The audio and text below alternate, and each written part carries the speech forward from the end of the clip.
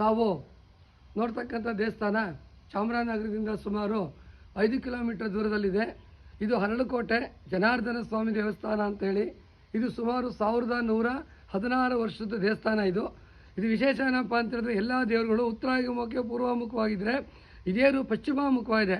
ಸೂರ್ಯ ಮುಳುಗಬೇಕಾದ್ರೆ ಸುಮಾರು ಸಂಜೆ 4:30-5 ಗಂಟೆ ಸಮಯದಲ್ಲಿ ಕಿರಣ ಎಲ್ಲ ಬಂದು ಸ್ವಾಮಿ ಪಾದಕ್ಕೆ ಬೀಳುತ್ತೆ. ತಾವು ನೋಡ್ಬೋದು.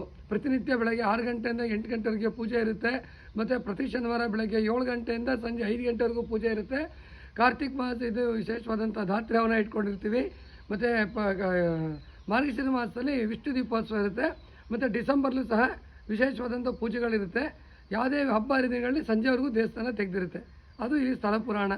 ಮಣಿಪುರದ ಚಿತ್ರಾಂಗದ ಉಲುಚಿ ಎಲ್ಲ ಇದ್ರು ಅಂತ ಒಂದು ಪ್ರತೀತಿ. ಮತ್ತು ಎದುರುಗಡೆ ಸುಮಾರು 43 ಅಡಿ ಇರತಕ್ಕಂಥ ಒಂದು ಭವ್ಯವಾದಂಥ ಒಂದು ಗರಡಗಂಬ ಕಾಣುತ್ತೆ. ಅದು ಬಹಳ ವಿಶೇಷ. ತಾವು ಅದನ್ನು ಗಮನಿಸಿ ನೋಡಬಹುದು. ಇದು ಇಲ್ಲಿಯ ಒಂದು ಸ್ಥಳ ಪುರಾಣ. ಆ ದೇವಸ್ಥಾನ ನೀವು ತೋರಿಸ್ಬೋದು.